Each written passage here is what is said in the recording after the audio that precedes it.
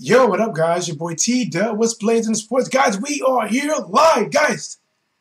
Yes, I'm talking about this right here, but guys, what do you think about this weekend of boxing? I'm going to tie that as well into what Jermell Charlo had to say about Errol Spence Jr. Wow.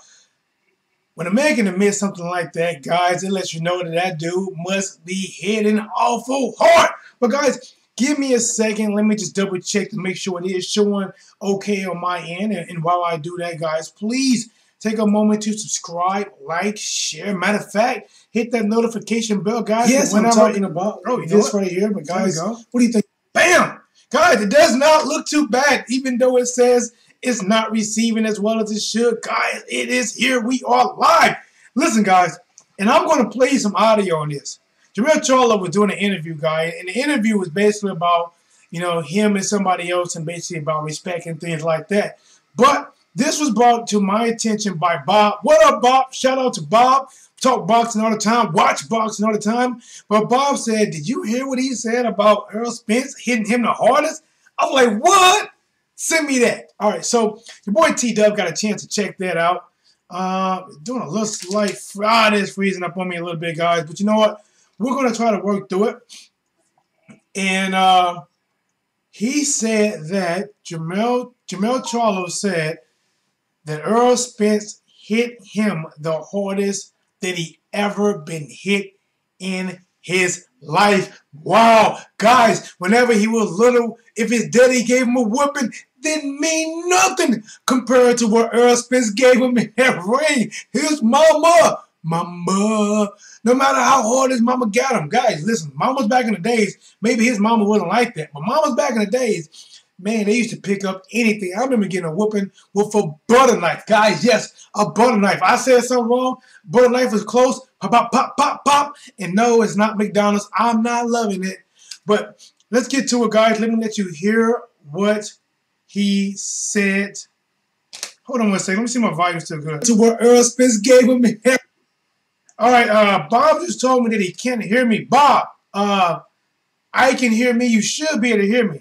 But, guys, I'm going to play this for you right now. Listen up. Listen close. No, the advantage of, like, me sparring with a Cuban, me getting the work that I need, and then all of a sudden, And here's the thing, guys. He started out talking about getting to work with Aries Landy Lara. He's talking about getting that work with the Cuban to either help him make him better or they're making each other better. Then he started working in about Errol Spence. And, and when he talk about Errol Spence, guys, let me shut up and let you listen to exactly what he had to say about Errol Spence. that transition to become a man, and then I start sparring with a man that I feel like is a man, and that's Spence. The man hit hard. He hit hard as I've ever hit in my life. The man trained aggressively. I can't look at him slack because I'm going to be wiped. Maybe you guys didn't hear that. Let's go back. He hit hard as I've ever hit in my life. The man trained aggressively. That's Spence. The man hit hard. He said that's Spence. Like it's a man, and that's Spence. The man hit hard. He hit hard as I've ever hit in my life. The man trained aggressively. I can't look at him slack because I'm gonna be wiped out. Coach will know that I'm not on my P's and Q's because of the training that I have with Spence. Listen, hey guys, we're gonna play that back again. He says when he want to do some real training, the way his coach know if he's been slacking or not is when he spar Errol Spence Jr. That's how his coach, out of anybody he spar, Errol Spence Jr. is the way that this guy knows. Hey, what's up, Charles, man? Glad you get a chance to catch me live, man. What's up, man? Shout out to my boy Charles, man. He's in the building. He said, I've been whooped with tree branches. My boy Charles said he got a whooping with tree branches. Man, listen, man. Trust me, I know about getting whooped with. I used to have to pick my own switch, man. And I used to go out there and get one of them old flimsy ones. Man, they probably was the worst. They didn't break. They had caught back to it, So I don't know if I pick the big ones and hope they break on me and that'll be the end, or get a thin switch. Man, my boy Charles said he been a whoop with a tree branch. Golly. So, guys, I'm gonna come back and play that again, guys. And when I hear that from Jermell, it makes you think, do the other welterweights think this about him? Do Keith Thurman think that about him? Is there a reason why Keith Thurman really don't want to step in the ring with him right now? Is it to really build up a super fight, build the money up to make that, or does he really realize that, man, if I fight Errol Spence, no, Errol Spence doesn't have like a specialty that sticks out. He doesn't have tremendous speed or tremendous fast footwork, or he can dodge punches like crazy. He just really good, fundamentally sound. He got really good pressure. He cut the ring off really well. He got a really good jab. He doesn't really dodge and slip shots. He catches shots more than actually slipping them, and he has really good power, guys. And if you don't believe he got power, when he was fighting Kell Brook, man, I thought Kell Brook was actually doing very well for the first 6 rounds. And then somewhere between after that, one of them right hands or left hooks from Errol Spence, started to make his eye tingle, guys. And it wasn't that he was thinking about, missing his ex-girlfriend, or if he was thinking about he had to go to work Monday morning to Sunday, and he's about to cry. No. Errol Spence hit him so hard that he probably was feeling cracking, maybe the bones shifting in his eye, as Errol was repeatedly hitting him and forcing him to have to quit, guys. And you got to think about it. Do a lot of them want that?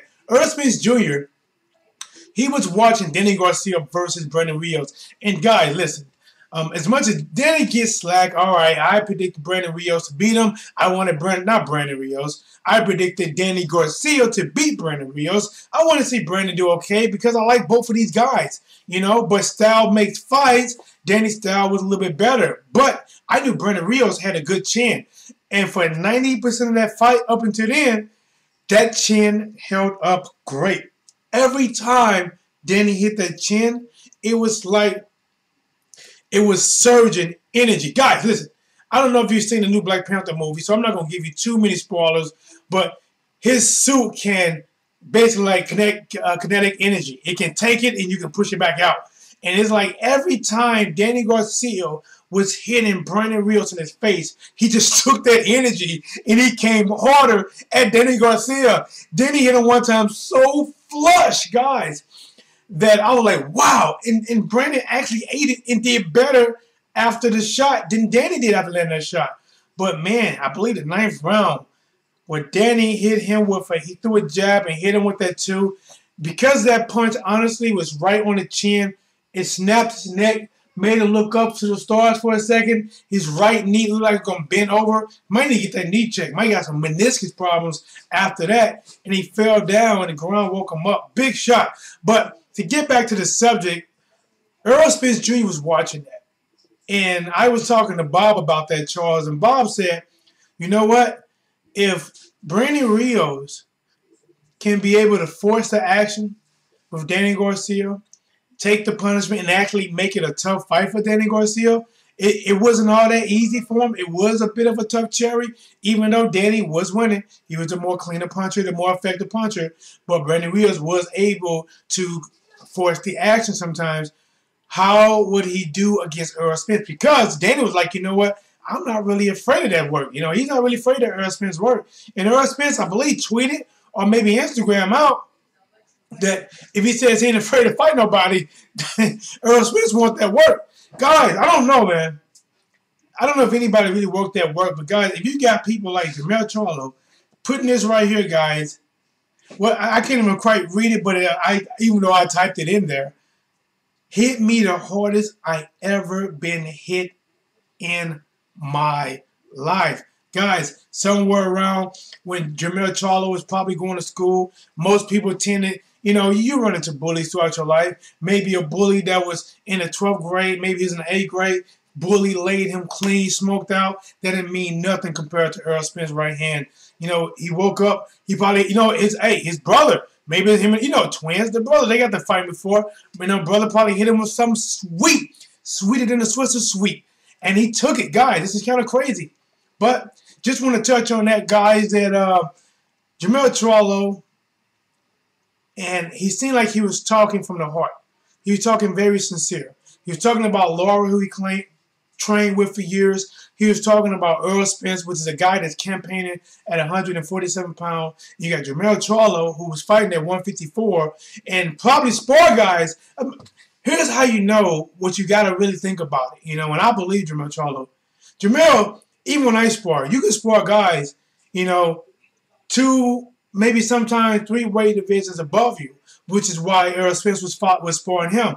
You know, he can be fight at 154, but you're sparring people 180, 185, and you can spar people as small as maybe 147 pounder to deal with either a faster fighter or a stronger fighter. And by him saying a smaller fighter compared to him hit him the hardest he ever been hit in his life. Wow. That tree branch that Charles got hit with, he said he been hit harder than that, guys. Woo! Guys, this your boy T-Dell with Plays in the Sport. Let me know what you think about this. Guys, is Errol Spence now the new dangerous fighter in 147 pounds? Is he the strongest fighter at 147 pounds? If you got to say who's the one on top, you still got to give it to Keith Thurman. But right now, guys, Keith going to get a lot of push because Errol Spence is a young guy. He does have a title, and he is a legit threat to Keith Thurman. Guys, I really like the 147 right now because all the champions are very different.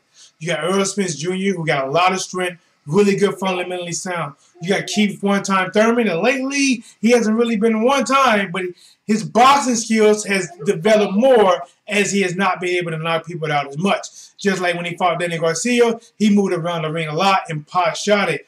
And his style is different from Errol Spence. And when you look at people like Terrence Crawford, I believe Terrence Crawford will beat Jeff Horn, but Jeff Horn can make it ugly. Don't get me wrong. If Jeff Horn come out in the first 3 rounds and make it ugly, it can be an interesting fight. But right now, I'm picking Terrence Crawford. Guys, welterweight division is very nice right now. This is your boy T-Dog with Plays in the Sport. Shout out to everyone who's out there in West Blazing Land. Got a chance to watch this video. Subscribe, like, share, thumbs up. T-Dog with Plays in the Sports. We are here live.